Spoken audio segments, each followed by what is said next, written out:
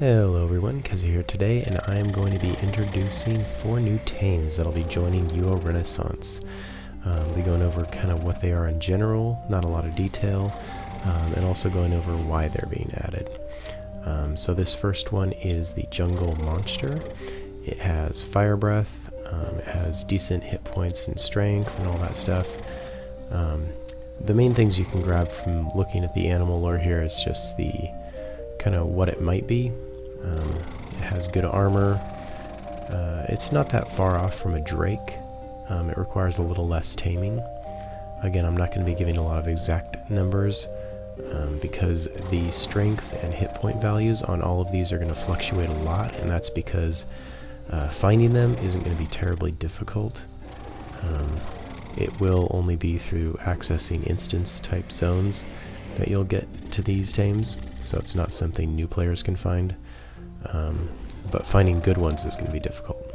Something you can't see from animal lore is that this one takes 2 control slots, and it can be found in 3 different hues, all kind of a greenish color, so you can kind of mix and match it, or just try to get all the different hues, or just keep the ones you like. Anyways, the loot is about what you'd expect, just some general gold, you know.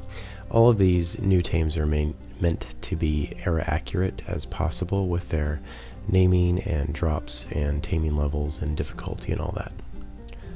Next up we have a giant lizard. This is basically, it's going to look like an alligator. It comes in 3 different greenish hues, as you might expect. Again, you know, era accurate kind of look to it. Tameable, 2 control slots, and it is a poisoner. It has greater poison. It's only immune to lesser poison. Still useful against casters. Great for poison locking casters, really. If you want to get a group of 4 of them and just throw them at something like that, casters are going to be stuck curing themselves the entire fight. And as you can see, the hit points makes it durable enough that unlike other poisoners, it's not going to just die in 1 or 2 hits. That has always been a problem I had with scorpions. Again, the loot is about what you would expect for this type of monster, only found in instances. The main reason we're doing that is because we don't want new players jumping into Oklo and then seeing a whole bunch of custom content like these new tames and stuff and thinking it's not an era accurate server.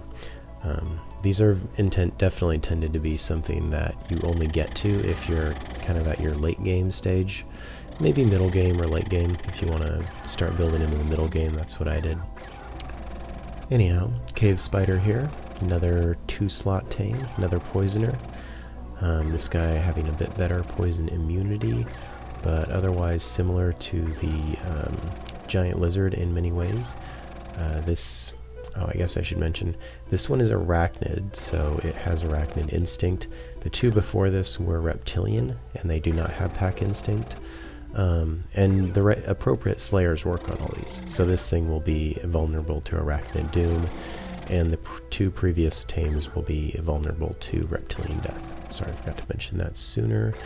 Anyways, not a difficult fight, not too difficult to tame either. Some of these have lower taming levels. The highest taming level definitely belongs to the last monster / tame here, which is the Swamp Serpent. That is right, it is a tameable serpent, but it comes at 3 control slots. And this is definitely not comparable to a dragon or white worm.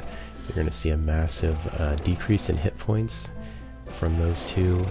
It does not have magery, it does not have fire breath, it has lower armor, but it kind of makes up for that in being a poisoner, and it has a very decent melee to it, and it's got a higher attack speed. So, you know, you kind of pick and choose what you want to do.